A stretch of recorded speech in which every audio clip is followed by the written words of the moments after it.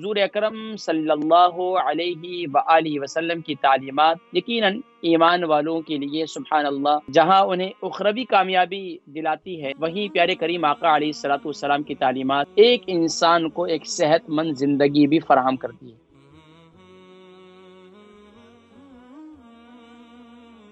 ناظرین کرام، حضور اکرم صلی اللہ علیہ وآلہ وسلم کی پسندیدہ غذائیں الحمدللہ ان کا ہم نے تذکرہ کیا اس پروگرام میں اور کرتے رہیں۔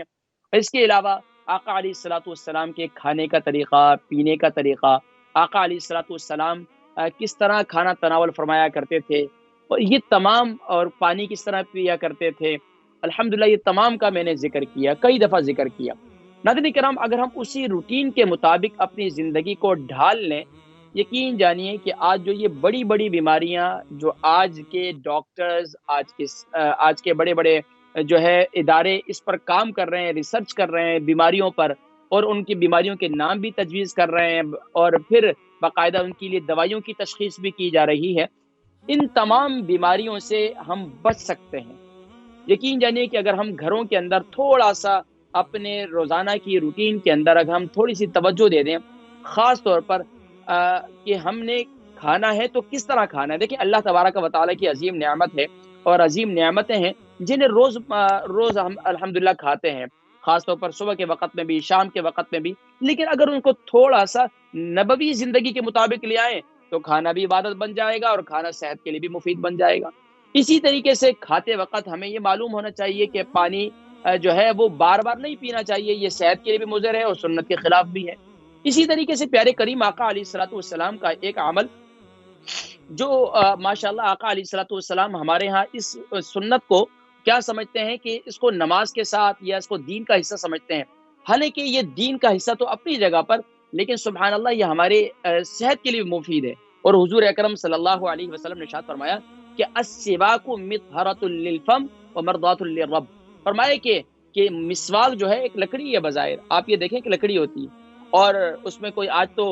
زبردست قسم کے ٹوتھ برش آ چکے ہیں نا، اور اتنے کہ کہتے ہیں کہ وہ الیکٹرک والا آ چکا ہے اور اس کے اندر جو ہے وہ وائبریٹ کرتا ہے اور پھر ایسا کرتا ہے،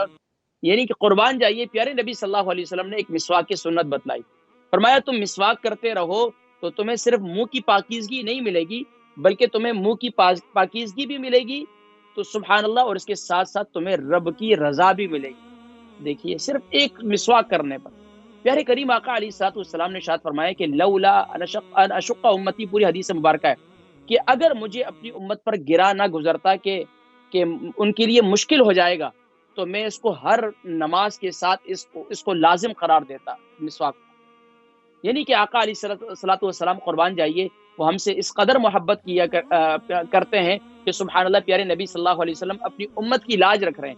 حالانکہ یہ کیوں؟ فرمایا کہ ظاہری بات ہے ہم روزانہ کتنا کھاتے پیتے ہیں، کیا صورتحال ہے، اور غذائیں ہماری کس قسم کی ہو چکی ہیں، ان کے اندر کیا کیا، تو یہ سب سے اگر ہم بچنا چاہتے ہیں تو یہ بہترین چیز ہے۔ اچھا، اس میں مسواک کے اندر پیلو کی جو ہے مسواک پسندیدہ ہے، نیم کی مسواک بھی کر سکتے ہیں آپ، اس طرح اخروٹ کے درخت کی بھی مسواک کی جا سکتی ہے، دریک کی بھی استعمال کی جا سکتی ہے، لیکن جو شوگر کے مریض ہیں وہ نیم کے درخت کی مسواک استعمال کریں۔ اس کے علاوہ بھی ناظرین کرام مسواک کے سب سے ادنا جو چھوٹا فائدہ ہے وہ یہ ہے کہ سبحان اللہ جب انسان کا خاتمہ ہوگا، ایمان والے کا جب خاتمہ ہوگا تو سبحان اللہ اس کا سب سے ادنا فائدہ یہ ہے کہ یہ زبان پر کلمہ طیبہ کو جاری کرتی ہے۔